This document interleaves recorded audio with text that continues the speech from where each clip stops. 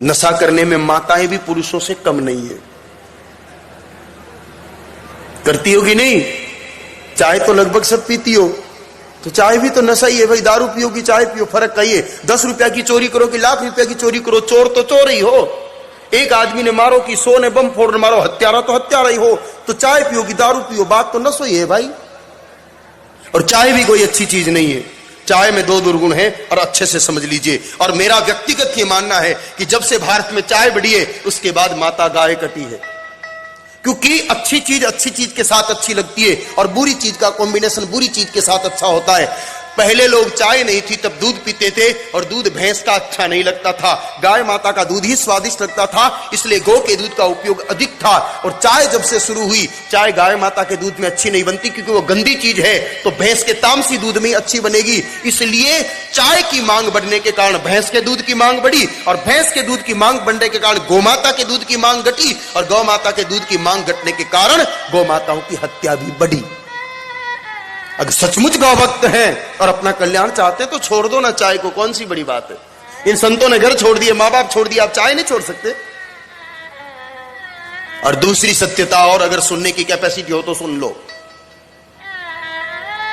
क्योंकि चाय पियोगे तो अंदर चीनी डालनी ही पड़ेगी और चाय पत्ती भी डालनी ही पड़ेगी। इन 2 के बिना चाय बनेगी नहीं।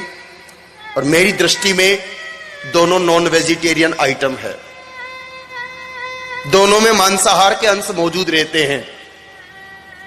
कुछ कंपनियों की चाय को छोड़ करके बाकी चाय में तो होते हैं और चीनी में तो होता ही है। क्योंकि चीनी जब बनाई जाती है, चीनी को, शक्कर को, व्हाइट शुगर को व्हाइट करने के लिए चारकोल का इस्तेमाल किया जाता है और चारकोल का जो निर्माण होता है वो बोन एश यानी कि हड्डियों के चूरे से ही होता है।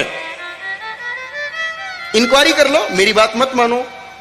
शुगर मिल में जाके पता करो कि शक्कर को व्हाइट करने का तरीका क्या है। हमारे पूर्वज गुड़िया खांड खाते थे, कड़कड़ खांड खाते थे, वो तो आजकल आप लोगों को पसंद आती नहीं। चाय में सफेद शक्कर डालते हो,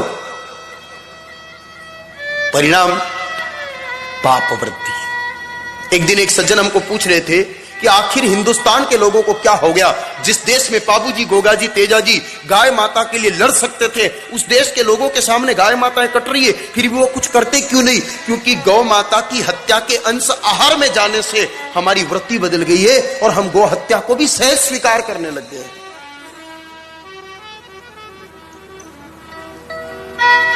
चाहे नैतिक दृष्टि से भी ठीक नहीं है, आर्थिक दृष्टि से भी ठीक नहीं है और स्वास्थ्य की दृष्टि से भी ठीक नहीं है। एक उदाहरण है, ये जो हमारे धेनु टीवी के जो डायरेक्टर हैं अजीत जी शर्मा, इनके पड़ोस के गांव की एक घटना है। बिल्कुल नजदीक गांव है इनके, टॉडगढ़। पहले उसका नाम बरसावाड़ा था, लेकिन कर्नल टॉड वहां आकर रहा, इसलिए उसका नाम कर दिया टॉडगढ़। कर्नल टॉड जब पहली बार एक कार लेके आया तो उस गांव में एक रावत सरदार हुआ करता था, नौजवान युवक। वो पीछे खड़ा था, उसने मजाक में जैसे ही उस कार का गियर लगाया, कर्नल टॉड ने, उसने पीछे से कार को पकड़ लिया। व्हील घूमने लगे, कार हिली नहीं। वो उतर के देखा तो वो रावत भाई बड़ा जोर से हंसा।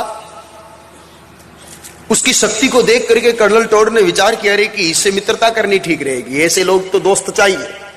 दोस्ती कर ली, अपने घर ले जाने लगा। कर्नल टॉड खुद चाय पिया करता था, उसको भी पिलानी शुरू की। स्वाद में अच्छी लगी, पीनी शुरू की। अब तो जब भी आता चाय पीता। 2 महीने बाद कर्नल टॉड का कोई अतिथि आया, विदेश से ही कोई मेहमान। उसने कहा मैं एक मजबूत मित्र से मिलाता हूं, और उस भाई से मिलाया। कहा इसमें क्या कमाल है? कहा देखो। और फिर उस भाई को कहा कि देख तू कार को उस दिन पकड़ा वैसे पकड़। जैसे उसने गियर लगाया है, वो कार के पीछे पीछे घसीटता हुआ चला गया। 2 महीने में उसकी शक्ति इतनी कम हो गई सिर्फ चाय के कारण। या आप टॉडगढ़ की किसी भी व्यक्ति को जाके पूछ लो, ये कथा हर घर में कही जाती है। वहां टॉडगढ़ के लोग सब जानते हैं इस बात को। यह है चाय का शारीरिक नुकसान।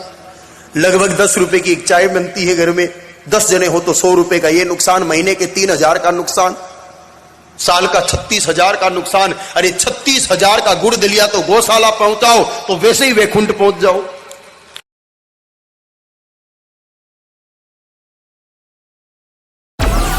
डाउनलोड मौज।